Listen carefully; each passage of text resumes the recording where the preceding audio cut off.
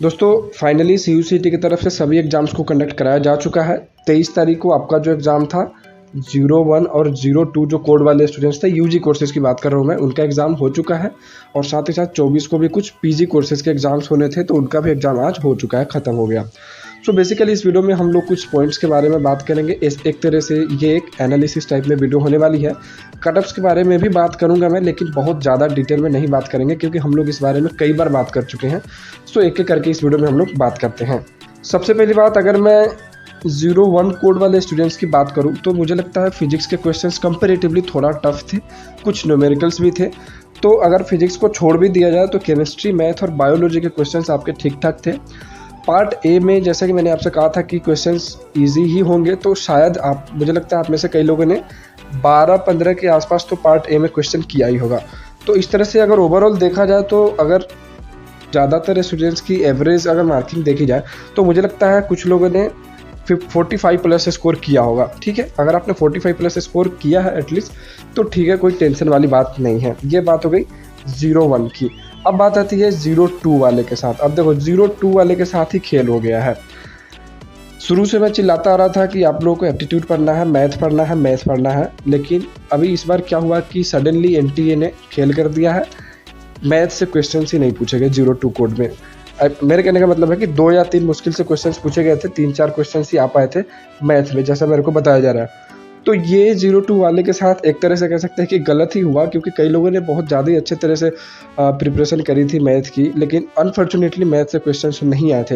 हालांकि अगर आप लोग मेरे वीडियोस लगातार देखते हो तो मैंने एक बार आपसे कहा था, जैसे ही CUCET का पहला पेपर हुआ था तो एक शॉर्ट वीडियो टाइप में बनाया था मैंने, जिसमें आपको कहा था कि अब आपको मैथ पे उतना फोकस करने की ज़रूरत नहीं है, आप चाहो तो स्किप भी कर सकते हो। आप में से कई लोगों को याद भी होगा। तो आखिर वही हुआ, दुर्भाग्यवश वही हुआ कि मैथ से क्वेश्चन 02 में नहीं पूछे गए थे। और यही वजह है कि कई स्टूडेंट्स को लगता है कि उनका एग्ज़ाम अच्छा नहीं गया है। फिर भी इतना ज़्यादा टेंशन लेने की बात नहीं है। 02 के जितने भी स्टूडेंट्स थे, 02 वाले कोड के, आई थिंक LLB वगैरह कोर्सेज के लिए ये कराया गया था। तो अगर आपने इस सब्जेक्ट में भी 40 के अराउंड, 45 के अराउंड स्कोर किया है तो भी कोई टेंशन वाली बात नहीं है। देखते हैं, अभी आंसर की तक वेट करो, उसके बाद में इस बारे में हम लोग बात करेंगे कि कट ऑफ क्या जा सकता है।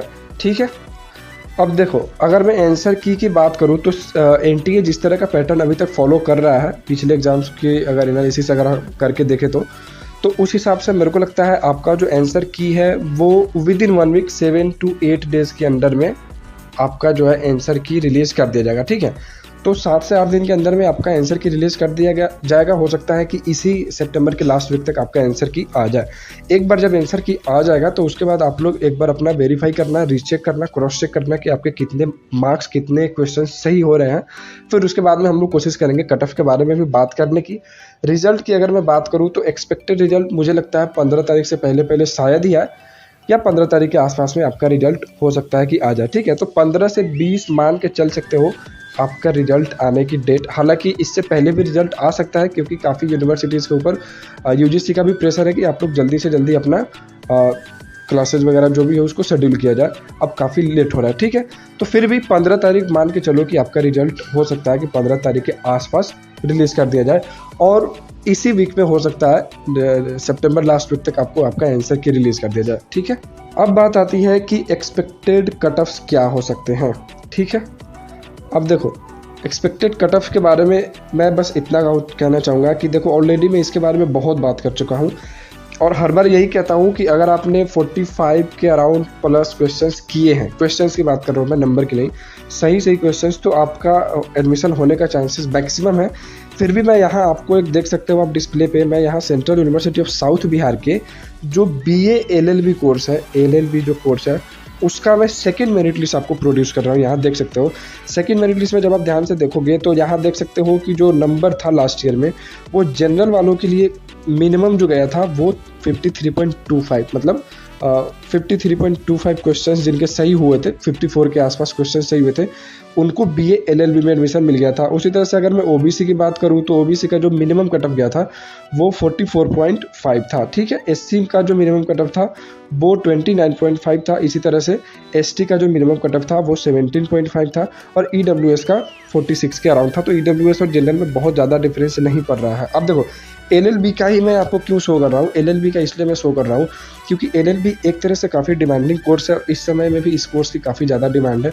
तो अगर इस तरह के कोर्सेज में हाईएस्ट कट ऑफ 50 या 53 के अराउंड जा रहा है, ठीक है, 50 मान के चलो, 50 या 53 के अराउंड इस तरह के हाई डिमांडिंग कोर्सेज में अगर इतना कट ऑफ जा रहा है तो आप इतना मान के चल सकते हो कि कोई भी कोर्स हो आपका, ठीक है, कोई भी कोर्स हो, बीटेक के लिए थोड़ा और जा सकता है 55-60 के आसपास। बाकी नॉर्मल जितने भी कोर्सेज हैं यूजी कोर्सेज में या पीजी कोर्सेज में भी, तो उसमें भी अगर आपके क्वेश्चंस 50 के अराउंड सही हो रहे हैं तो आपका एडमिशन हो जाएगा, इतना टेंशन वाली बात नहीं है, ठीक है। बाकी फिर भी एक बात मैं कहना चाहूँगा कि जिन लोगों को लगता है कि उनका एग्ज़ाम बहुत ख़राब गया है, उनको इतना भी ज़्यादा टेंशन लेने की ज़रूरत नहीं है, क्योंकि एडमिशन के बारे में मैं क्या ही कहूँ, इवन 30 से नीचे भी कई बार आ जाता है, 30 से प्लस माइनस नीचे तक भी आपको आ सकता है एडमिशन का कट ऑफ। तो इसलिए इसके बारे में अभी बहुत ज़्यादा कुछ नहीं कहा जा सकता है, लेकिन हाँ, प्रोफेशनल कोर्सेज में अगर आप एडमिशन चाहते हो तो आपको 45 के अराउंड स्कोर होना चाहिए प्लस, ठीक है।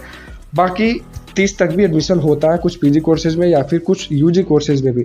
लेकिन जिन लोगों का एग्ज़ाम बहुत ज़्यादा ख़राब गया है उनके लिए मैं बस यही कहूँगा कि अभी से आपको किसी ऐसे अल्टरनेटिव के बारे में सोचना चाहिए, कोई कोर्स हो या कोई प्राइवेट यूनिवर्सिटी हो जहाँ पर एडमिशन ले सकते हो, क्योंकि मैं नहीं चाहता हूँ कि आप लोगों का कोई एक साल बर्बाद हो। अब कहने के लिए ये एक साल है दोस्तों, जैसे देखो सितंबर मंथ चल रहा है, अक्टूबर नवंबर दिसंबर 3 महीने का ये पूरा साल बचा है, तो 3 महीने के चक्कर में आपका पूरा एक साल बर्बाद हो जाएगा और पूरा एक साल का ईयर बैक लग जाएगा। तो ऐसे में आप अगर चाहो तो अपने लिए कोई और ऑल्टरनेटिव देख सकते हो, प्राइवेट यूनिवर्सिटी वगैरह के बारे में पता करो, वहाँ एडमिशन लेना चाहो तो भी ले भी सकते हो, ठीक है। बाकी इस वीडियो में इतना ही रहने देते हैं, फिर जैसे कुछ अपडेट्स वगैरह आते हैं उसके बारे में हम लोग बात करेंगे।